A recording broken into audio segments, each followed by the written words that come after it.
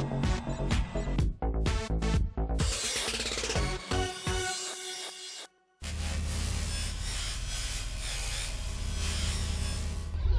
have lived for 2,000 years.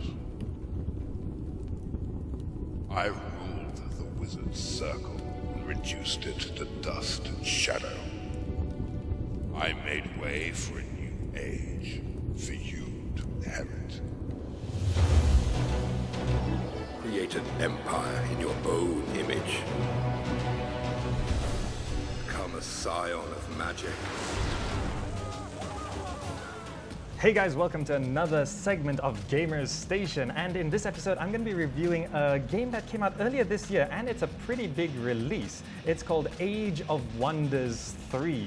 Now that's the third installment to the Age of Wonders series by Triumph Studios, and it's been over a decade since the last game. The last game came out back in the late 90s. Now, what is Age of Wonders? Well, it's a 4X turn-based strategy game with a high fantasy theme and some RPG elements and some city building stuff as well. Now, the game is available for Windows PCs, and you can get it off GOG.com and Steam for about $40 US, which is about 130 ringgit, give or take the exchange rate.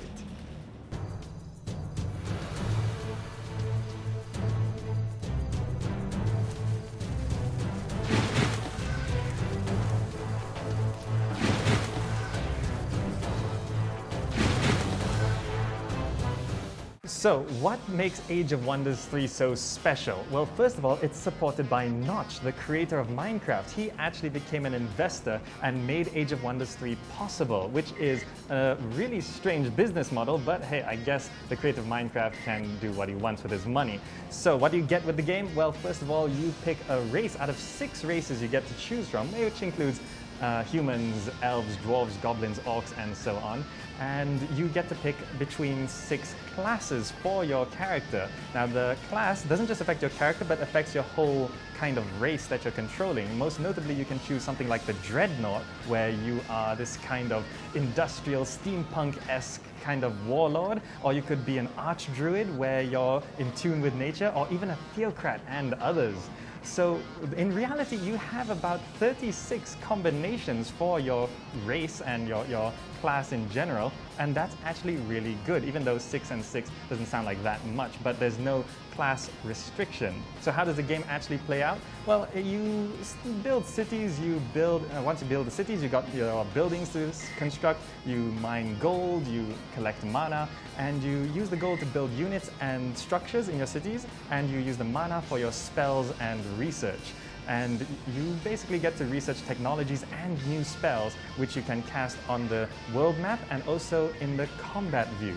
And talking about the combat view, when your troops, which can be stacked, enter combat, it actually goes to a zoomed-in mode where the terrain plays a huge part on the battlefield.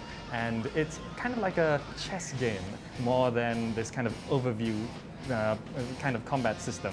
Unlike Civilization, where you just have this zoomed out view, Age of Wonders really zooms back in.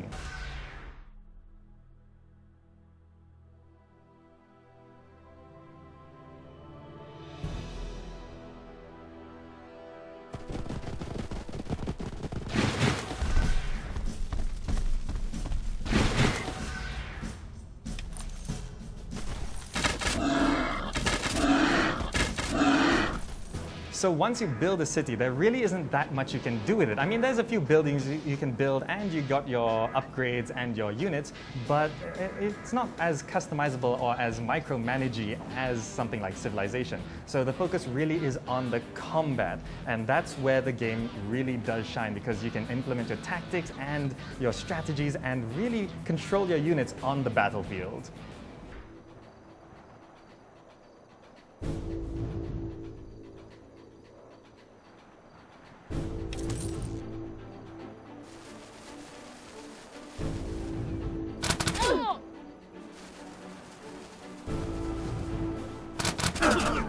So, is the game really for you? Well, if you like other 4X turn-based strategy games, you're probably gonna like this one. I mean, other games like Civilization, Heroes and Might and Magic, or even Europa Universalis. Though if you're new to the series, it's actually okay because the storyline and the gameplay and everything it's a great standalone game. But if you're a fan of the Age of Wonders series, then you might find it feels a little weird getting into it because you're used to the 2D graphics or maybe you're used to the old playstyle.